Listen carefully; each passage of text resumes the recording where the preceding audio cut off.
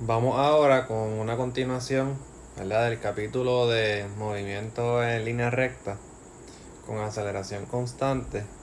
Y estamos en la última sección, que es la sección de caída libre. La caída libre, ¿verdad?, es un tipo de movimiento uniformemente acelerado. Y es entonces cuando un objeto pues cae por el aire. Se utilizan las mismas 5 ecuaciones de cinemática que para el movimiento que es horizontal. La diferencia está aquí, que la aceleración entonces es negativo 9.81 metros entre segundos al cuadrado. Para todo tipo de ejercicio de caída libre, esa siempre va a ser la aceleración, que eso se le conoce, ¿verdad?, como la gravedad. Entonces, las ecuaciones pues se le hacen unos arreglos, que en donde quiera que haya entonces una aceleración, se sustituye por negativo g, que eso es lo que pasa en la ecuación 1, en la ecuación 3 y en la ecuación 5. O sea, son exactamente las mismas ecuaciones, lo único que la aceleración ahora va a ser negativo 9.81. Como las ecuaciones ahora adoptaron el signo negativo del negativo g, el valor que se va a poner entonces es 9.81. No hay que añadirle entonces el otro negativo, porque estaríamos entonces, ¿verdad?, volviendo a las otras ecuaciones. Eso es bien importante.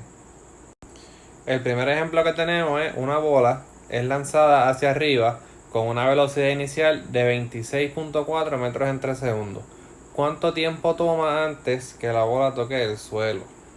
En otras palabras, lo que nos están preguntando es el tiempo de vuelo. Para este ejercicio, la ecuación que vamos a utilizar es la ecuación número 3. Pero primero vamos a hacer lo siguiente. El ejercicio lo vamos a romper en dos tramos o dos partes. El primer tramo, que es este que está aquí, es cuando la bola sale, llega hasta su punto más alto. Y el segundo tramo es cuando desde ese punto más alto la bola comienza a bajar. Y algo bien importante es que cuando la bola sube y llega a este punto de aquí, que es el punto más alto, la velocidad en ese punto es de 0 metros en 3 segundos. O sea, en ese punto más alto, instantáneamente la velocidad está quieta y de ahí entonces es que comienza a bajar. Por lo tanto, la velocidad final del primer tramo es de 0 metros en 3 segundos, que es lo que tenemos aquí. Eso va a ser igual a la velocidad inicial menos la aceleración gravitacional por el tiempo. Movemos esta velocidad final para el otro lado porque tenemos que despejar para el tiempo. Luego dividimos entre negativo g y me queda que el tiempo va a ser igual a la velocidad inicial entre la g, que sería 26.4 metros en 3 segundos dividido entre 9.81 metros en 3 segundos al cuadrado.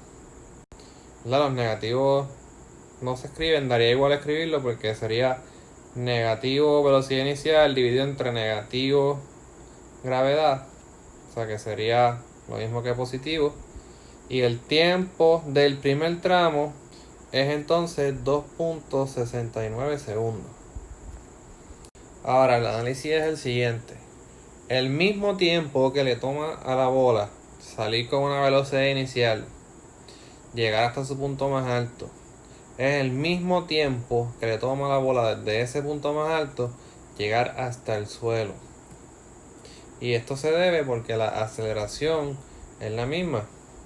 Entonces, como el tiempo que le toma a la bola en subir es el mismo tiempo que le toma en bajar, lo que podemos hacer es que si el tiempo total es el tiempo de los dos tramos, ¿verdad?, que es esto que tenemos aquí, que el tiempo total es el tiempo de los dos tramos, pero el tiempo 1 es igual al tiempo 2, pues lo que hacemos es que sumamos 2.69 más 2.69 y el tiempo total en el que la bola subió y bajó es de 5.38 segundos. Próximo ejemplo nos dice: una bola es lanzada hacia abajo con una velocidad inicial de 10 metros sobre segundo. ¿Cuál es la velocidad de la bola después de 0.500 segundos? El ejercicio entonces nos da la velocidad inicial, nos dan el tiempo y lo que tenemos que calcular es la velocidad final.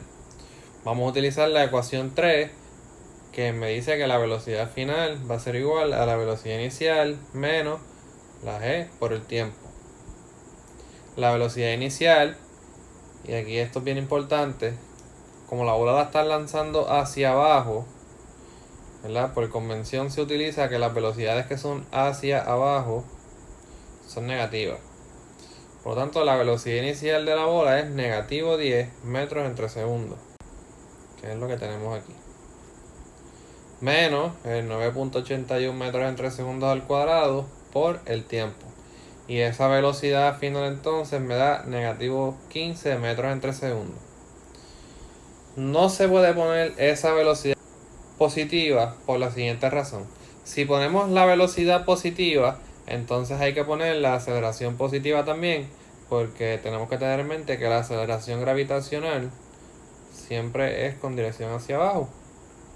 Y entonces la velocidad, como la bola está lanzando hacia abajo, tiene que tener el mismo signo de la aceleración gravitacional.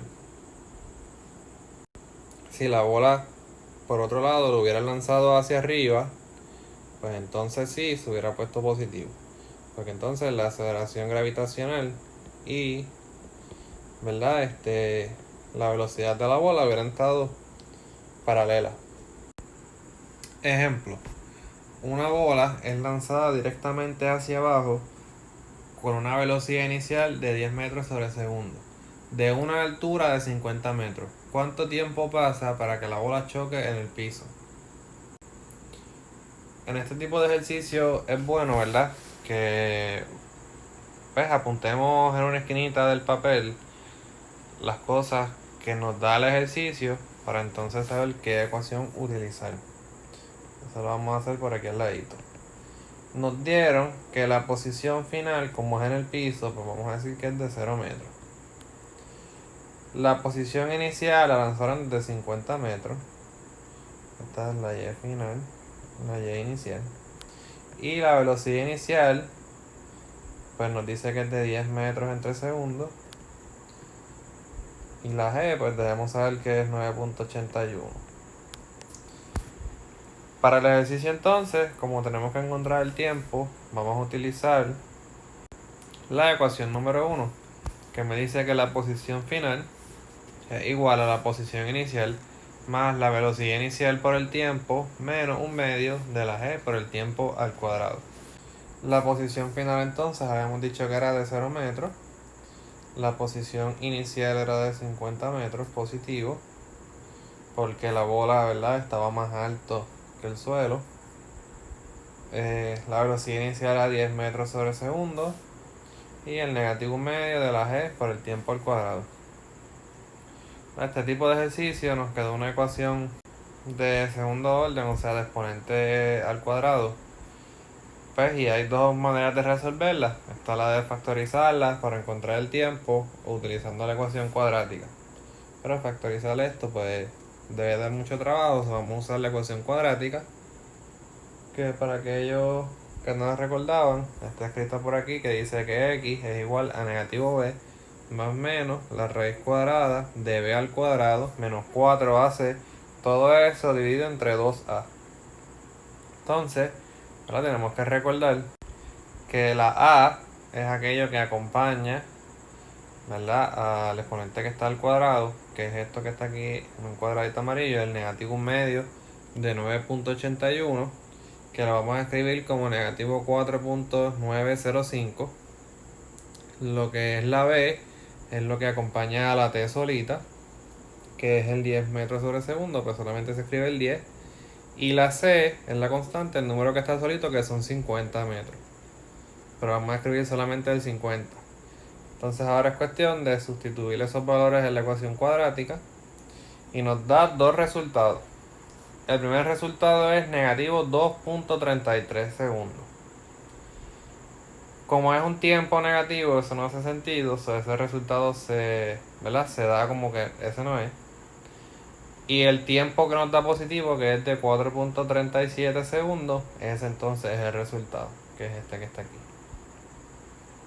¿Verdad? Que si sustituyen ese valor en sus calculadoras como el tiempo, pues le va a dar 0 punto algo, pero ese punto algo se debe, ¿verdad?, a los redondeos y ese tipo de cosas.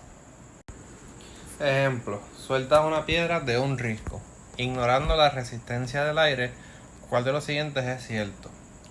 La primera premisa me dice, el speed de la piedra va a aumentar. Esa premisa es la cierta. La razón es, ¿verdad?, que el speed era distancia entre tiempos, y como la piedra está corriendo a más distancia, pues su speed va a aumentar. La segunda opción me dice que el speed de la piedra disminuye. Esta es falsa, porque, ¿verdad?, si el speed de la piedra aumenta, no puede ser que disminuya también. La aceleración de la roca aumenta. Esta es falsa, porque la aceleración gravitacional se mantiene constante todo el tiempo. Por lo tanto, por esa misma razón, la 4 también es falsa.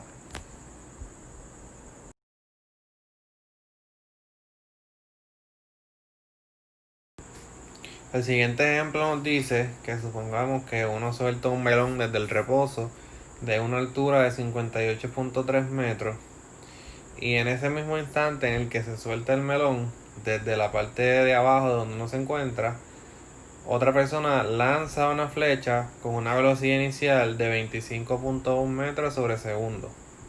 Y lo que nos están preguntando es cuánto se tardan en chocar y a qué altura es que chocan. ¿Verdad? Lo primero que tenemos que hacer es, pues, crear dos ecuaciones. Una ecuación para el melón cuando está bajando y una ecuación para la flecha cuando está subiendo. Del melón, pues conocemos su velocidad inicial, como viene del reposo, pues es de 0. Y conocemos su posición inicial, que es de 58 metros. El resto no lo conocemos. Por lo tanto, para el melón nos queda la siguiente ecuación, que 58 metros menos un medio de la g por el tiempo al cuadrado va a ser igual a la posición del melón. Por otra parte, para la flecha, pues podemos decir que su posición inicial es de 0 metros y nos brindaron la velocidad inicial. Por lo tanto, para la flecha me queda esta ecuación de posición. Me dice que la posición de la flecha va a ser igual a la velocidad inicial por el tiempo, que era de 25.1, menos la g por el tiempo al cuadrado. Entonces hay que hacer el siguiente análisis. Como me están preguntando cuánto tiempo tardan en chocar y a qué altura es que chocan, tenemos que tener en consideración lo siguiente. Para que el melón, ¿verdad?, y la flecha choquen, ellos se encuentran en el mismo lugar al mismo tiempo. Por eso entonces es que se dice que la posición del melón es igual a la posición de la flecha y que el tiempo que se tarda el melón en llegar ahí es el mismo tiempo que se tarda la flecha en llegar ahí, ¿verdad?, porque los dos salieron al mismo tiempo. Entonces lo que vamos a hacer es, como ellos se encuentran a la misma altura, lo más fácil que podemos hacer es igualar esas dos ecuaciones como hicimos aquí. Lo único que en vez de escribir la posición del melón, vamos a escribir toda la ecuación del melón, y en lugar de escribir la posición de la flecha, vamos a escribir toda la ecuación de la flecha. Y nos va a quedar esto que tenemos aquí. La ecuación para la posición del melón es igual a la ecuación de posición para la flecha. Lo primero que tenemos que hacer aquí es lo siguiente: identificar que tenemos negativo un medio de 9.81 metros entre segundos al cuadrado por el tiempo a la 2. Tenemos eso en ambos lados y con el mismo signo. Por lo tanto, este término y este término se me van a cancelar automáticamente, porque están con el mismo signo, ¿verdad?, pues en el lado opuesto de la ecuación. Entonces, simplemente me va a quedar que 58 metros es igual a 25.1 metros sobre segundo por el tiempo, y despejamos para el tiempo dividiendo entre 25.1 metros sobre segundo en ambos lados, y el tiempo entonces me queda 2.3 segundos. Ese es el tiempo en el que el melón y la flecha, después de haber sido soltados al mismo tiempo, tardan en chocar.